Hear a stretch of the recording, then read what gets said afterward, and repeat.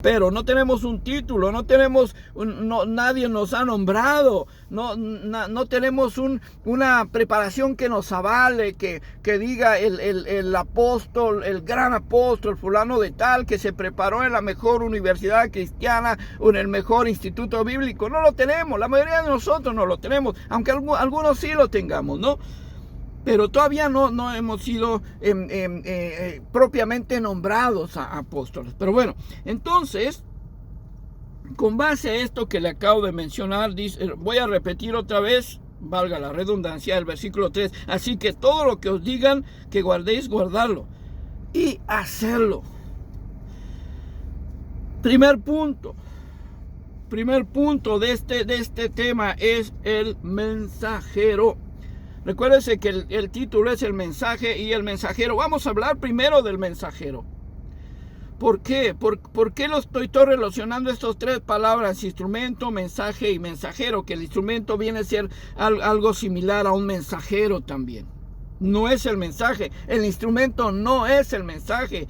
No perdamos de vista eso, ¿no? El primer punto es el mensajero. En el Evangelio según San Juan, capítulo 14, verso 6, mire lo que dice la palabra de Dios. Juan 14, 6, que es un versículo icónico, un versículo que nos sabemos hasta de memoria, y es uno de los grandes versículos para evangelizar. Juan 14, 6, dice la palabra de Dios. Jesús dijo. ¿Quién dijo? Jesús. No fue Pablo, ni fue Pedro, ni fue fulano, sutano, ni perenjano. Fue Jesús, el maestro. Dice, Jesús dijo, yo soy el camino, y la verdad y la vida. Nadie viene al Padre sino por mí. Él es el mensajero y a su vez es el mensaje. Porque Él lo dijo y porque Él fue enviado. Cuando lo dijo, Él era el mensajero. Y cuando estuvo aquí en la tierra, fue el mensaje que Dios envió a la tierra para que usted y yo nos salváramos. Para que miles de personas en todo el mundo se salvaran a través del cristianismo. Ya dijimos también en el pasado que somos la religión más grande del mundo, la religión cristiana. 3/4 partes del mundo habitado somos cristianos, y no es que más. Estas estadísticas yo las leí hace muchos años. Y ya éramos la religión más grande del mundo. Así que, repito, Jesús es el mensajero porque lo estaba diciendo. Palabras literales de Jesucristo. Yo soy el camino, la verdad y la vida. Nadie viene al Padre sino por mí. Mensajero y mensaje al mismo tiempo. Además, no solamente era el mensajero y el mensaje, sino que también fue el único maestro y mensajero al mismo tiempo. Ahí mismo en Mateo 23, el versículo base que leímos, Mateo capítulo 23, versículo 8. Mire lo que dice la palabra de Dios. Mateo 23, versículo 8 dice, pero vosotros no querráis que os llamen rabí. ¿Qué significa rabí? Maestro. Así es como se conocía a los maestros, a los fariseos de aquel tiempo, rabí. Por eso la gente se refería a Jesús como rabí. Sus mismos discípulos se referían a él como rabí, como maestro, como Señor. Repito el verso, pero vosotros no queréis que os llamen rabí, punto y coma, porque uno es vuestro maestro, coma, el Cristo, refiriéndose a él mismo, y todos vosotros sois hermanos. Mire, el único maestro y mensajero. ¿Por qué? Porque él nos estaba enseñando esto. Y un maestro es el que enseña. No habría maestros en las escuelas si no hubiera estudiantes. ¿A quién le enseña un maestro? A un estudiante, por supuesto, ¿no? Pero él mismo dice, pero no queráis que os llamen rabí. En otras palabras, no permitan que les llamen rabí, como también no es el tema, pero el verso 9 dice, y no llaméis vuestro padre a nadie en la tierra. Como tampoco yo tengo que permitir que me llamen maestro, porque ya entendí que un solo maestro, un solo rabí, Jesús, mi Señor y Salvador, tampoco tengo que permitir que me llamen padre. Y ahí me voy a quedar, si no me voy a meter en problemas, ¿no? Pero vuelvo al tema, el único maestro y mensajero. ¿Por qué era el maestro? Porque nos estaba enseñando ese fundamento de la doctrina cristiana. Este es uno de los puntos más esenciales de nuestra religión cristiana, el que sepamos quién es el maestro, quién es el único que nos está enseñando. Claro, después esa información, esa sabiduría se pasa como Él ya no está con nosotros. Ayer decíamos que está sentado a la diestra del Padre en Salmos 110, verso 1, cuando Jesús le dice, cuando el rey David hablando, dice, le dijo el Señor a mi Señor, siéntate a mi diestra hasta que ponga a tus enemigos debajo de tus pies, refiriéndose al juicio final en Apocalipsis, ¿no? Él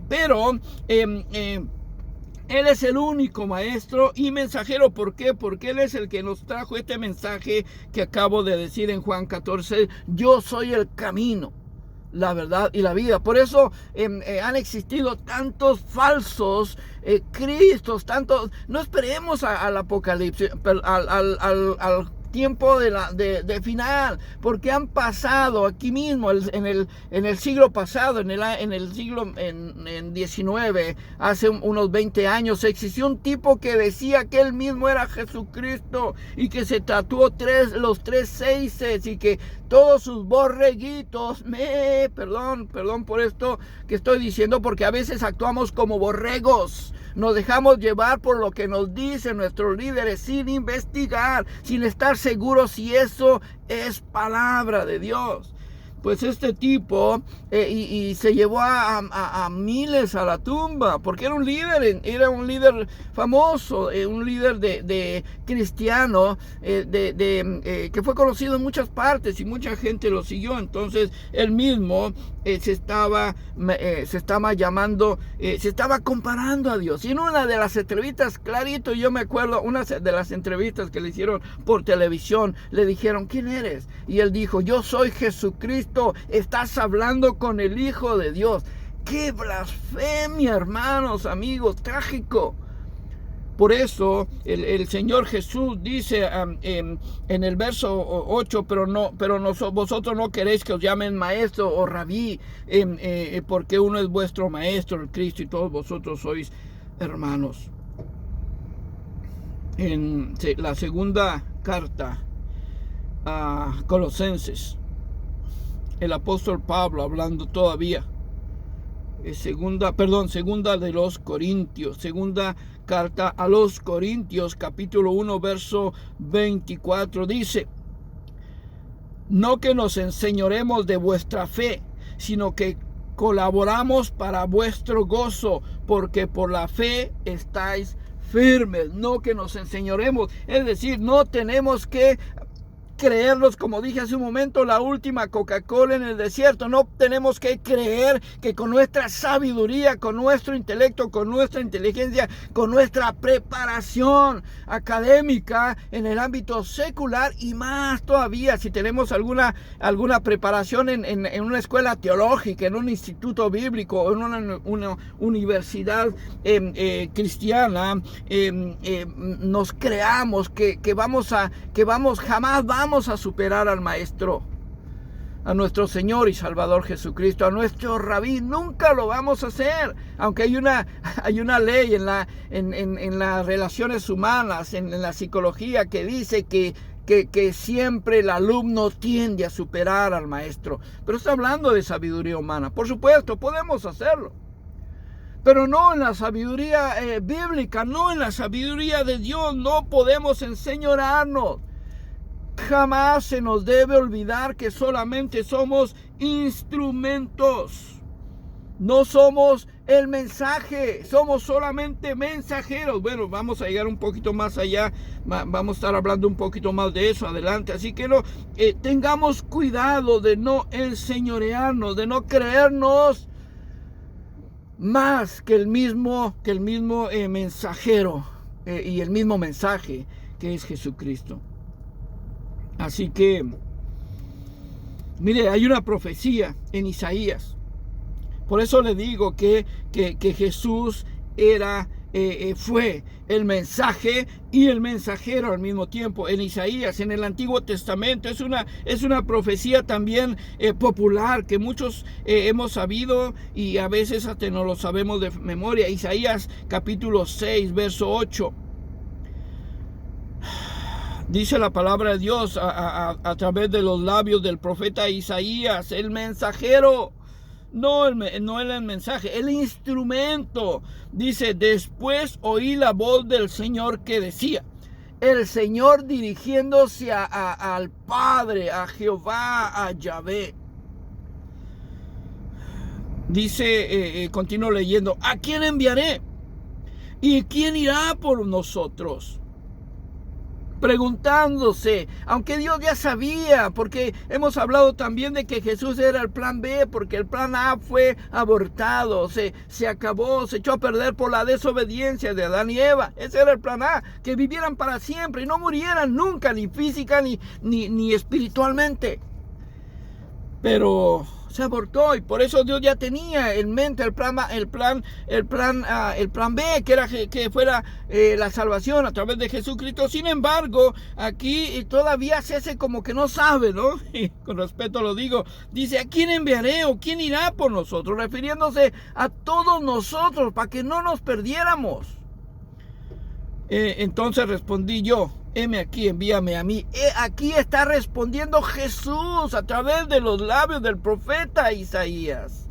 Por eso decíamos hace un momento que uno de los dones uno de los 5 ministerios es el don de profecía, que habla casi textualmente, me atrevo a decir con temor a equivocarme, textualmente la voz de Dios, las palabras textuales de Dios. Y aquí el profeta Isaías está hablando textualmente las palabras de nuestro Señor y Salvador Jesucristo, porque dijo, entonces respondí yo, heme aquí, envíame a mí. Esa es la profecía de Jesús como mensaje y, mejor dicho, como mensajero. Vamos a ver qué dice la palabra de Dios en Lucas, en el Nuevo Testamento. Capítulo 4, verso 17. Perdón, aquí refiriéndose a Jesús, nuestro Señor y Salvador, nuestro Maestro, y se le dio el libro del profeta Isaías, y habiendo abierto el libro, halló el lugar donde estaba escrito. Verso 18, el Espíritu del Señor está sobre mí, por cuanto me ha ungido para dar buenas nuevas a los pobres. Me ha enviado a sanar a los quebrantados de corazón, a pregonar la libertad a los cautivos y la vista a los ciegos, a poner en libertad a los oprimidos, a predicar el año agradable del Señor. Y enrollando el libro, lo dio al ministro y se sentó, y los ojos de todos en la sinagoga estaban fijos en él, en el Señor Jesús. Y comenzó a decirles, hoy se ha cumplido esta escritura delante de vosotros. En ese momento Jesús estaba dando a conocer, mírenme, yo soy el mensaje y yo soy el mensajero. Aún yo soy el instrumento, porque si no hubiera sido por la semana pasada, la hermana Betty nos compartió, todavía me estoy lamiendo los bigotes, literal casi, ¿no? Porque sí tengo, del tema de Dios nuestro Salvador. ¿Cómo no? Ella nos decía que Dios, por supuesto, Dios es el actor intelectual de nuestra salvación, porque Él no fue el que murió en la cruz, fue Jesús, su Hijo. y por eso se estaba siendo instrumento de salvación. Si no hubiera sido por ese sacrificio que hizo en la cruz del Calvario, ni usted ni yo, hermano, estuviéramos aquí. Nos hubiéramos perdido. Pero ¿qué cree? Hay otros mensajeros. Además, déjeme hablarles de algunos otros mensajeros comparados, no igualados, comparados a nuestro Señor y Salvador Jesucristo. Les voy a hablar de personas imperfectas como usted y como yo. Personas que todavía somos pecadores. Y dije que aunque cuando hasta el último momento que exhalemos de vida vamos a dejar de ser pecadores. Porque estamos en un cuerpo imperfecto, manchado con el pecado original, y aunque ya fuimos perdonados, todavía hay errores que seguimos cometiendo. Y si usted no sigue cometiendo errores, si usted no sigue pecando, me quito el sombrero, le aplaudo y por favor, dígame cómo le hizo. Porque el mismo apóstol Pablo dijo en una de sus epístolas: miserable de mí, ¿quién me librará de este cuerpo de muerte? Así que déjenme hablarle de algunos otros mensajeros. Por ejemplo, Noé. ¿Quién no ha escuchado hablar de Noé? Noé el justo, algún otro mensajero e instrumento. Mensajero e instrumento, Noé el justo. En el Evangelio, en Génesis, en el Antiguo Testamento, el primer libro de la vida, que significa el principio, ¿no? Génesis capítulo 6, verso 9, dice la palabra de Dios. Noé construye el arca. Estas son las generaciones de Noé. Noé, varón justo. Era perfecto en sus generaciones. Con Dios caminó Jesús. Claro, era perfecto a los ojos de Dios. Era justo ante los ojos de Dios, no ante los ojos de los hombres, porque la gente lo tiraba de a loco. De hecho, lo ignoraron. Por eso es que nadie se salvó más que su propia familia, sus 3 hijos y sus 3 nueras. Pero nadie más se salvó, porque para la gente era un loco, un lunático, un deschavetado, uno que se había quedado en el avión en términos de la calle, ¿no? A consecuencia de la droga principalmente, o de una congestión alcohólica. Entonces, pero él era un mensajero y la gente no le creyó. ¿Y qué cree? Se perdieron. Él no era el mensaje, él solo era el mensajero, él solo era el instrumento. Pero déjeme ir a otro ejemplo, no tan santo, no tan justo como acabamos de leer de Noé, ¿no? Le voy a hablar del rey David. Muchos nos identificamos con él. A lo mejor haya hermanos que se identifiquen más con Noé que con David, porque de Noé no se dice nada malo. De hecho, dice Noé, varón justo, era perfecto en sus generaciones. Con Dios caminó Noé.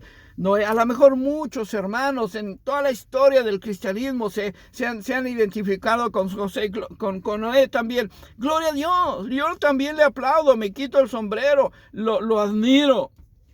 Pero creo que muchos de nosotros, quisiera decir la mayoría, pero mejor voy a decir nos identificamos con David, que también era instrumento, que también era el mensajero.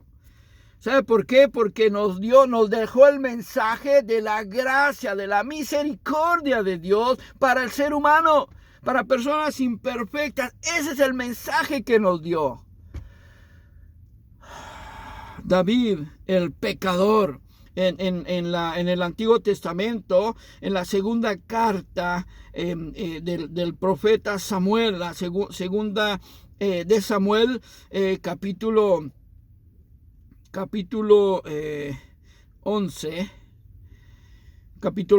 verso, híjole, no le voy a leer toda la historia, está en el capítulo 11, versículo del 1 al 27. No le voy a leer toda la historia, voy a hacer un resumen porque aquí me pasaría todo el día leyéndole toda del 1 al 27, pero ahí está, ya le di la cita. Si usted la quiere buscar, como dijera mi hermanita Sonia, si usted quiere tomar nota y la quiere buscar, después ahí está, 2 de Samuel, capítulo 1, verso 27. Nada más le voy a contar que David codició a una mujer, a su vecina. Esta vecina era esposa de Urías, era uno de sus mejores capitanes, sus mejores hombres de guerra. Esta mujer, quiero estar seguro cómo se llamaba, no sé si era Betsabé, creo que sí era Betsabé, que a propósito también fue la madre de Salomón. Yo no sabía eso hasta que leí la historia. Bueno, esta mujer, captó la atención del rey David y permítame tantito, acá está, si era Betsabé, dice verso 3, entonces envió David a preguntar por aquella mujer y le dijeron, aquella es Betsabé, hija de Elías, mujer de Urías Eteo, y se metió con ella. Para hacer corta la historia, la embarazó, cometió adulterio. Eso es adulterio, eso no es fornicación, es adulterio. Ya convenimos también que es fornicación, ya lo tratamos en uno de los temas específicos de una de las epístolas del apóstol San Pablo, pero cometió adulterio porque él era un hombre casado y la mujer también, y era un hombre de Dios. David era un hombre de Dios, dice la palabra que era conforme al corazón de Dios. Mire en qué tan gran estima tenía Dios al rey David. Y peca, y luego viene y se arrepiente. ¿Cuándo viene y se arrepiente? Bueno, cuando el profeta lo encaró. El profeta Natán amonesta a David del versículo 1 hasta el versículo 25. Hay una historia hermosa, de una forma comparativa, de una forma que le está sabiamente. Mire cómo hasta aquí podemos aprender de Natán, del profeta Natán, cómo tuvo tacto y prudencia para amonestar al rey, para que el rey se diera cuenta de su error. Y no nada más porque era rey, es más, el profeta tenía más autoridad que el rey en aquel tiempo. En aquel tiempo la condición eclesiástica, es decir, la iglesia, tenía más autoridad sobre el Estado. El profeta Natán podría haber encarado directamente a David y avergonzarlo. Sin embargo, él, a propósito, que también Natán fue el mensajero, y le dice, y le cuenta una historia maravillosa de un ternerito, ¿no? Etcétera. Repito, ahí está ¿cómo es? Ahí está la historia que no voy a leer, pero David se arrepiente después de que el profeta lo encara. Nada más le voy a leer el verso 7. Entonces dijo Natán a David, tú eres aquel hombre, y así ha dicho Jehová, Dios de Israel, yo te ungí por rey sobre Israel y te libré de la mano de Saúl. Así que, bueno, no lo voy a seguir leyendo porque después ya no voy a poder salir, pero David se arrepiente. ¿Y sabe por qué se arrepiente? ¿Cómo nos damos cuenta que se arrepintió? Porque escribió uno de los más preciosos salmos, el Salmo 51, que donde David desgarra su alma, donde le pide perdón a Dios. ¿A través de quién? Del mensajero que fue Natán. Pero que al mismo tiempo David estaba siendo un mensajero también, porque nos enseñó que hay que arrepentirse, que hay que abrir nuestro corazón a Dios, que hay que postrarnos, no hincarnos, postrarnos. Postrarnos es tirarnos en tierra. bueno, es una posición que no puedo explicar ahorita porque tendríamos que andarnos viendo, pero no es lo mismo que hincarse, es poner la frente sobre la tierra y las rodillas también y el pecho sobre la tierra. Esa es una forma de humillarse. Y el rey David lo hizo, se postró y se arrepintió, y por eso es que escribió este salmo desgarrador, Salmo de David, capítulo Salmo 51, mejor dicho.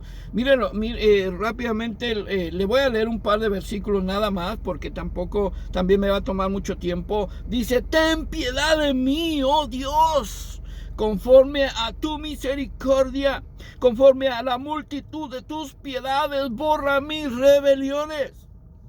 Lávame más y más de mi maldad, límpiame de mi pecado, porque yo reconozco mis rebeliones y mi pecado está siempre delante de mí. Contra ti solo he pecado y he hecho lo malo delante de tus ojos, para que seas reconocido justo en tu palabra y tenido por puro en tu juicio. He aquí en maldad he sido formado y en pecado me concibió mi madre. No voy a seguir leyendo porque le digo me va a tomar mucho tiempo, pero gracias al mensajero, gracias al instrumento que fue Natán, el rey David se da cuenta de su error, de su pecado y se arrepiente. Otra vez, Natán no era el mensaje, era el mensajero.